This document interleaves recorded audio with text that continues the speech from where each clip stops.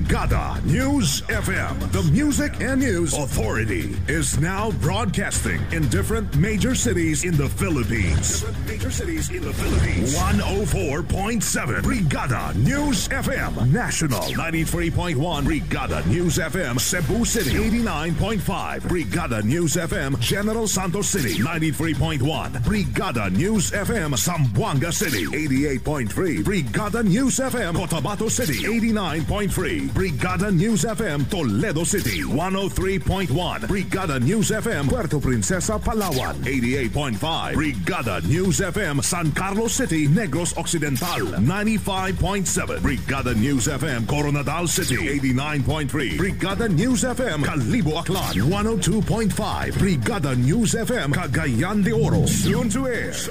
Brigada News FM radio stations that will embrace and get the airwaves in other cities in the country. 102.9 Brigada News FM Daet Camarines Norte, 93.5 Brigada News FM Olongapo City, 97.5 Brigada News FM Kidapawan City, 102.9 Brigada News FM Tacloban City, 107.3 Brigada News FM Rojas City Capiz, 95.1 Brigada News FM Iligan City, 92.9 Brigada News FM Kawayan City, Isabela, 92.5 Brigada News FM Tuguegarao City, 90.9 Brigada News FM Bogo City, Brigada News FM Davao City, Brigada News FM Butuan City, Brigada News FM Surigao City, Brigada News FM Valencia City, Bukidnon, Brigada News FM Dumaguete City, Brigada News FM Bacolod City, Brigada News FM Iloilo City, Brigada News FM Baguio City, Brigada News FM, the Music and News Authority, Brigada Mass Media Corporation, now invading the nationwide broadcasting scene. And will soon have its mark in Philippine radio. One time, the new Filipino time, 4:02 ng hapon, mga kabrigada. That time check was brought to you by Power Cells Herbal Capsule. Tuldukan ang sakit. Siksik sa mga bagong balita. Rinig sa buong bansa. Narito na ang Brigada Balita Nationwide sa hapon. Mula sa Brigada National Headquarters, narito sina Sandy Madarcos at Luna Agimat. Ang programang ito ay hatid sa inyo ng Power Cells Herbal Capsule. Tuldukan ang sakit. Brigada Balita Nationwide. Brigada News Headlines. Sa ulo ng ating mga balita, Bagyong Mario inaasahang magtatagal pa ng Philippine Area of Responsibility. Magma flow quakes bahagyang humupa sa Mayon. Motorcade sa pagsalubong sa Pinoy Peacekeepers, inihahanda na ng AFP. Manhunt Operation versus Sheriff Pagwak Mayor ang patuan inilunsad ng PNP. At inisyal na requirement sa registration para sa SK, gawin na lamang sa bahay ayon sa COMELEC. Brigada Balita Nationwide. Magandang hapon mga kabrigada, hatid ng Brigada News FM Philippines ang Brigada Balita Nationwide. Mula dito sa Brigada National Headquarters, kami po ang inyong mga tagapaghalit balita. Brigada Sandy Madarcos. At ako naman na Brigada Luna Agimat. Araw ngayon ng Sabado, September 20, 2014. Dumako na tayo sa detalye ng ating mga balita. Brigada National! Ang bahaging ito ay hatid sa inyo ng Power Cells Herbal Capsule. Tuldukan ang sakit. Bagyong Mario Update. Patuloy pa rin nakataas ang storm warning signal number 2 sa 5 lugar sa Hilagang Luzon dahil sa epekto ng Tropical Storm Mario. Sa panayam ng Brigada News FM kay Pag-asa Weather Forecaster Meno Mendoza, iniulat ng opisyal na huling namataan ang sentro ng bagyo sa layong 143 kilometro sa Hilaga-Hilagang kanluran ng Lawag City, Ilocos Norte. Taglay pa rin ito ang lakas ng hangin na 105 kilometers per hour malapit sa gitna at may pabugso-bugsong umaabot ng 135 kilometers per hour. Bunsod nito na nasa signal number 2 pa rin ang Calayan at Babuyan Group of Islands, Batanes Group of Islands, Apayao at Ilocos Norte. Signal number 1 naman ang Cagayan, Kalinga, Abra at Ilocos Sur. Kaugnay nito, pinapayuhan ng mga residente sa mga apektadong lugar, lalo na sa mga low-lying at mountainous areas na paghandaan ang mga posibleng pagbaha at landslides. Brigada Balita Nationwide.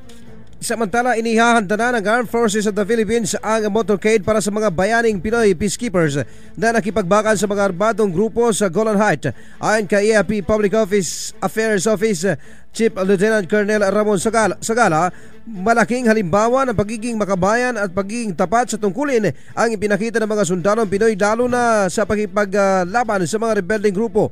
Napaglabanan, una nang nakauwi ng bansa ang nasa 244 Filipino peacekeepers noong nakaraang gabi sa Villamor Air Base na sinalubong naman ang kanilang mga opisyal at pamilya.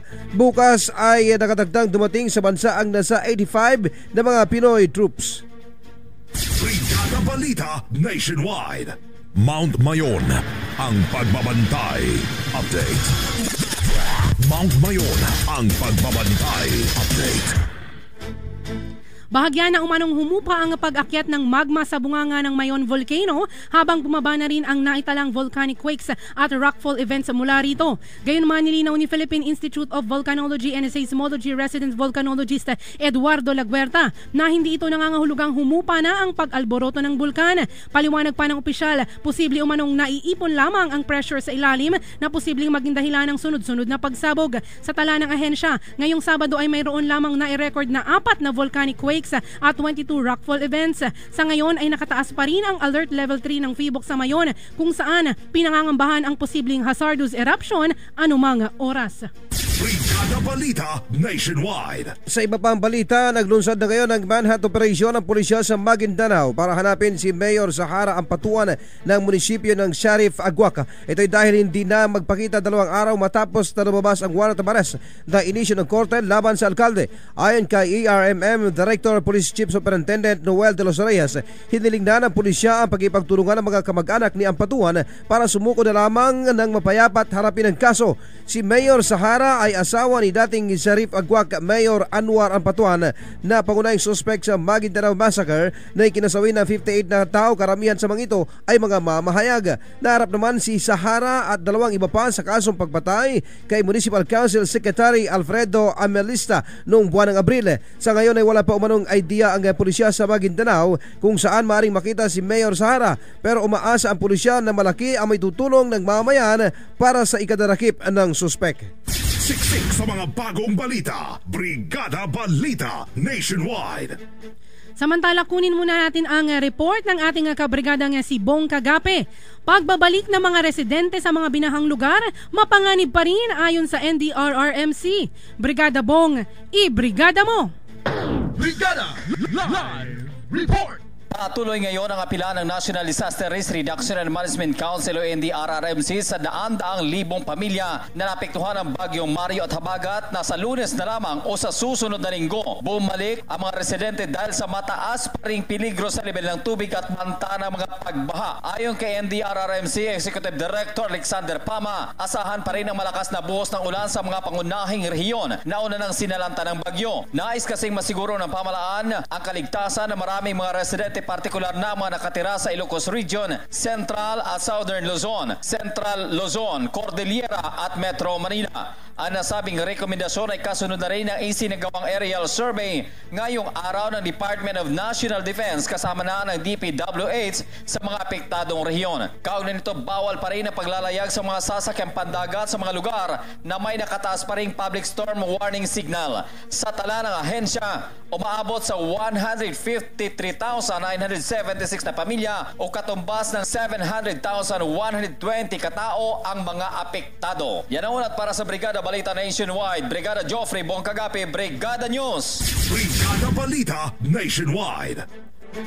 Samantala, nakakikita na ng pag-asa ang magsasaka sa buong bansa na magpapatuloy ang ginagawang pamamahagi ng lupa sa pamamagitan ng Comprehensive Agrarian Reform para sa mga benepisyaryong mga magsasaka. Ito ay matapos na aprubahan sa ikatlong pagbasa sa Senado ang panukala na inihain ni Senator Gringo Onasan na nabinbin ng ilang panahon din sa Senado. Sa Senate Bill number 2278 na iniakda ni Onasan, pinahihintulutan ng Department of Agrarian Reform na ipagpatuloy ang pamamahagi ng Notice of Coverage sa mga qualified beneficiaries na natigil sa pagtatapos ng Comprehensive Agrarian Reform Extension with Reforms o CARPER nitong nakalipas na June 2014. Sa panukala, magkakaroon pa ng distribution hanggang sa taong 2016. Matatandaan na umani ng pagtuligsa mula sa mga magsasaka ang pagtatapos ng CARPER dahil sa hindi pa umano na ipamamahagi ng gobyerno ang lahat ng mga nakatiwangwang na lupain at ang marami sa mga ito ay nananatili pang pag-aari ng mga mayayamang umaangkin ng malalawak na mga lupain. Siksik sa mga bagong balita. Brigada Balita Nationwide. Ito mga kabrigada, second-hand smoke o yung halo-halong usok mula sa tabako o sigarilyo, lit cigarette, pipe o sa madaling salita, yung usok na galing sa hangin ng mga narinigarilyo. Ikaw, Brigada Sandy, nagyoyosi ka ba? Hindi. Ayun, buti naman. Kasi yung sinasabing 2/3 daw ng usok mula sa sigarilyo na nasa hangin ay nalalanghap ng mga tao na malapit sa lugar. At ang taong hindi naninigarilyo na madalas ma-expose sa toxic chemicals. Kagaya natin, kasi everywhere, di ba? Kahit saan, makikita mo ang daming nagyoyosi talaga. Maaari kang magkaroon ng lung cancer, nasal sinus cancer, heart disease, stroke, at problema sa paghinga. Kagaya na lamang ng madalas na pag-ubo, yan, pag-aching, pneumonia, bronchitis, at asthma. Nako, may nabasa pa naman ako, mas masama daw yung second-hand smoke. Actually, meron pa akong... Ikaw nakakalanghap mismo. Oo, di ba? Kaya nga yung iba, mas gusto pang magyosi na lang sila. At eto, meron pa akong nabasa sa isang balita. Meron na din daw tinatawag na third-hand smoke. Yun daw yung halimbawa, yung damit mo, di ba may nagyoyosi ka, may katabi kang nagyoyosi. Tapos pag uwi mo sa bahay nyo, yung anak mo, yayakapin mo, mapupunta sa kanya yung mga toxic chemicals na nalanghap nung damit mo, napunta sa damit mo, dun sa katabi mong nagyoyosi. Naku, grabe naman. Hindi biro ang sakit na ito, mga kabrigada. Kaya nga, para maproteksyonan ang iyong kalusugan sa mga nagbabadyang sakit na dala ng second-hand smoke, ay palakasin ang iyong resistensya at uminom ng Power Cells Herbal Capsule para safe ka na. Dahil herbal ito, malakas ka pa. Ang Power Cells Herbal Capsule, mga kabrigada, available po yan sa Watson's Drugstore. Sa Farmacia Norina, meron din yan sa Quezon, sa Nilas Pharmacy sa Laguna, City Pharmacy sa Batangas, at La Femera Drugstore sa Cavite. Brigada Balita Nationwide. One time, the new Filipino time. Oras natin, mga kabrigada, alas 4:12 ng hapon. That time check was brought to you by DriveMax Adult Herbal Capsule. Tatagal ka ba? Kailangan mong kumayod ng kumayod ng kumayod. Kaya naman, palagi kang pagod. Pagod. Pagod. Kaya, para sa katawang malusog, Power Cells Herbal Capsule. Power Cells Herbal Capsule. Taglay ang mga sangkap na purong herbal tulad ng garlic, cayenne pepper, mustard seed, at cinnamon bark. Kaya kampante ka sa bawat inumo ng Power Cells. Dapat malusog ang bawat pamilya. Mag-Power Cells na. Power Cells. Mabibili sa mga butika. No approved therapeutic claims. First year anniversary. Darling, nagustuhan mo ba ang dinner natin sa labas? Ika-5 anniversary. Flowers and chocolates for you, darling. Ika-15 anniversary. Biscuit, darling. Gusto mo? Ika-25 anniversary. Ibalik muli ang labing-labing ninyo ni Darling sa tulong ng Tongkat Ali, Ginseng at Ginkgo biloba na nasa DriveMax Herbal Dietary Supplement Capsule. Kasabay ng tamang pagkain at ehersisyo, parang bagong kasal ulit kayo ni Darling. DriveMax Herbal Dietary Supplement Capsule. Available in all leading drugstores. No approved therapeutic claims. Mag-text o tumawag sa 0932-282-8805 para sa karagdagang impormasyon. Ang Power Cells Herbal Capsule at DriveMax Dietary Supplement Capsule ay available na sa Southstar Drug, Watson's Drugstore, Carlos Drug sa Quezon, The Generic Express Pharmacy, Lipa, Batangas. Rainy season, kailangan ng umaksyon. Kaya dapat meron kang nakahandang gamit para sa baha at pag nagkasakit. Malinis na tubig at first aid kit, flashlight, cellphone at pagkaing ready to eat. Iba pa rin paghanda ka, kabrigada. Isang paalala mula sa DriveMax Herbal Dietary Supplement Capsule at ng 104.7 Brigada News FM, the Music and News Authority.